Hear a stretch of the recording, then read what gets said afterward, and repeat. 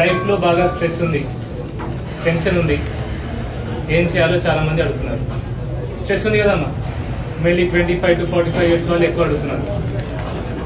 మీరు ఒకసారి ఆలోచించండి, ఈ స్ట్రెస్ ఎందుకు వస్తుంది? స్ట్రెస్ ఎందుకు వస్తుంది మనకు? టెన్షన్ ఎందుకు అవుతుంది? మన మనసులో ఒకటి ఉంటుంది, మనం మాట్లాడేది ఒకటి ఉంటుంది. మనం లైఫ్లో ఏదో చేయాలనుకుంటాం, కానీ అది చేయం. సమాజం ఎట్లా చెప్తే అది చేస్తాం, అవునా? సరే, మరి ఇలా సమాజం చెప్పినట్టు చేస్తే మనకు ఏమైనా దొరికిందా? మనం ఎందుకు చేస్తాం ఇట్లా సమాజం చెప్పినట్టుగా? ఒకటి, పేరు కోసం, రెస్పెక్ట్ కోసం. రెండోది, డబ్బు కోసం, సుఖంగా ఉండడం కోసం. మూడోది, హ్యాపీనెస్ కోసం. మరి మనకు పేరు వచ్చిందా? పైసలు వచ్చినాయా? హ్యాపీగా ఉన్నామా? లేదు. ఏమొచ్చింది? టెన్షన్ వచ్చింది. సరే, ఈ జీవితం సమాజం చెప్పినట్టు తిందాము.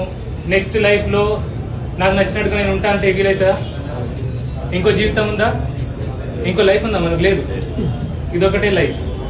ఓకే, ఒకటి గుర్తుంచుకోండి, మీ లైఫ్ చాలా చాలా చాలా స్పెషల్.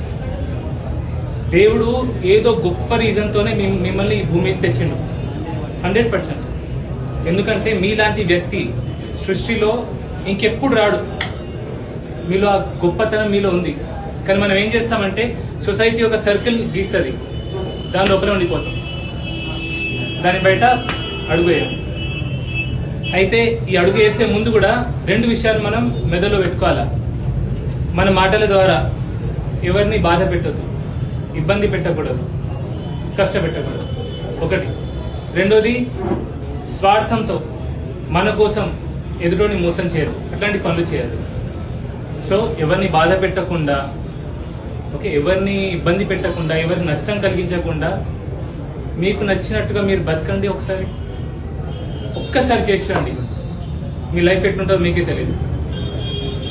మీరు బాగా డబ్బులు సంపాదిస్తారు, బాగా పేరు వస్తుందని చెప్పట్లేదు, కానీ మీరు హ్యాపీగా ఉంటారు.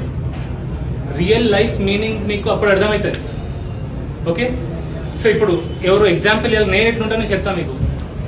ఇప్పుడు మీరందరూ వచ్చారు నా దగ్గరికి, నా మాటలు విని వచ్చారా? నేను నా చేతులు చూసి వచ్చారు కదా.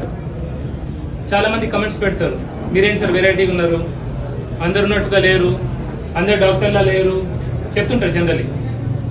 నేనేం చేస్తా?